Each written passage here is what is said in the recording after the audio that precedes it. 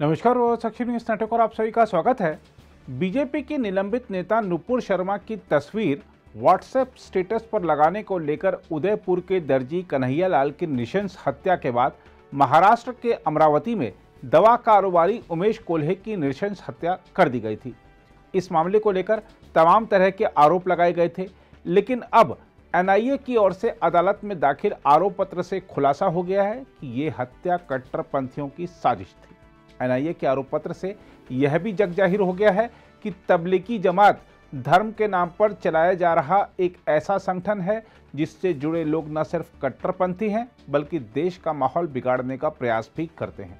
हम आपको बता दें कि एनआईए के आरोप पत्र में कहा गया है कि तबलीगी जमात के कट्टरपंथी इस्लामवादियों ने पैगंबर मोहम्मद के कथित अपमान का बदला लेने के लिए महाराष्ट्र के अमरावती में दवा विक्रेता उमेश कोल्हे की हत्या की थी। एनआईए ने इस हत्याकांड को कट्टरपंथी व्यक्तियों के एक गिरोह का आतंकी कृत्य करार देते हुए कहा कि वे उमेश कोल्हे की हत्या कर डर पैदा करना चाहते थे।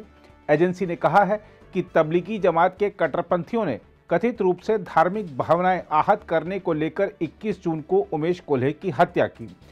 एनआईए ने विशेष अदालत के समक्ष 11 आरोपियों के खिलाफ जो आरोप पत्र दाखिल किया है उसके मुताबिक सभी आरोपियों को गिरफ्तार कर लिया गया है और उनके खिलाफ भारतीय दंड संहिता की धारा 120B, 302, 341, 153A, 201 और 506 के तहत मामला दर्ज किया गया है। आरोप पत्र के मुताबिक आरोपियों के नाम अब्दुल शेख, मोहम्मद शोएब, आतिब राशिद, यूसुफ खान, इरफान खान, अब्दुल अरबाज, मुशफिक अहमद, शेख शकील, शाहिम अहमद, मुदस्सिर अहमद और शाहरुख खां हैं।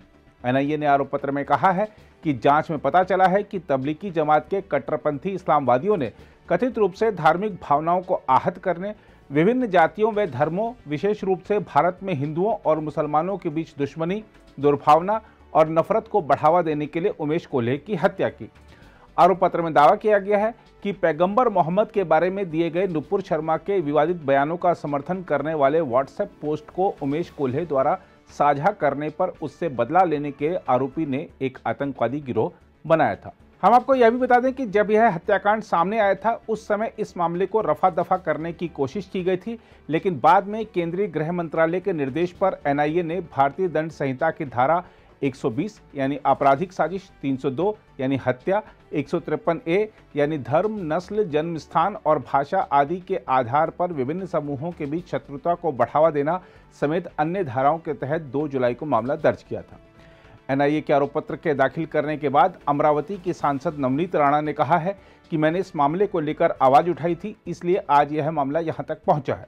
उन्होंने महाराष्ट्र की पूर्ववर्ती उद्धव ठाकरे सरकार पर हमला बोलते हुए कहा है कि महाविकास आघाड़ी सरकार ने इस मामले को नजरअंदाज किया था। उन्होंने कहा कि प्रधानमंत्री और गृह मंत्री को तबलीगी जमात पर नकेल कसनी चाहिए। मीडिया से बातचीत में नवनीत राणा ने कहा कि अब वक्त बदल चुका है और इस बदले दौर में कोई भी तबलीगी जमात के कट्टरपंथ को बर्दाश्त नहीं करेगा। उधर बीजेपी नेता कपिल मिश्रा ने भी उमेश कोल्हे की हत्या पर एनआईए की चार्जशीट दायर होने के बाद खुशी जताते हुए कहा है कि अब यह सामने आ चुका है कि तबलीगी जमात ने साजिश करके हत्या करवाई। उन्होंने आरोप लगाया है कि इस हत्याकांड का मकसद हिंदुओं में आतंक फैलाना था। उन्होंने कहा कि देश में हुई ऐसी सभी हत्याएं आतंकी घटनाएं हैं। कपिल मिश्रा ने कहा कि जो नेता और पत्रकार तबलीगी जमात का बचाव कर रहे थे वो सब भी इन हत्याओं के दोषी हैं। बहरहाल आइए आपको सुनाते हैं उमेश कोल्हे के भाई महेश कोल्हे का वह बयान जिसमें उन्होंने कहा था कि वह इस बात से हैरान हैं कि सिर्फ सोशल मीडिया पोस्ट पर ही उनके भाई की हत्या कर दी गई थी। हाँ, भैया के कुछ मैसेजेस थे नुपुर शर्मा के बारे में, जो उन्होंने एक जनरल जैसे हम किसी को भी फॉरवर्ड करते हैं वैसे कुछ ग्रुप्स में उन्होंने ग्रुप में फॉरवर्ड किए थे, लेकिन अब इतने छोटे से 2-4 फॉरवर्ड से एकदम से जानलेवा हमला होना ये अभी भी हम नहीं समझ पा रहे हैं। उन्होंने कुछ ग्रुप्स में फॉरवर्ड किए थे या व्यक्तिगत कुछ लोगों को? नहीं, उन्होंने ग्रुप्स में फॉरवर्ड किए थे, व्यक्तिगत रूप में उन्होंने कभी किसी को फॉरवर्ड नहीं किया था उसको। वो जो अगर आप भी लेना चाहते हैं देश दुनिया की तमाम जानकारी तो आज ही सब्सक्राइब करें हमारे चैनल को। साथ ही नीचे दिए बेल आइकन को जरूर दबाएं ताकि हर अपडेट आप तक पहुंच सके।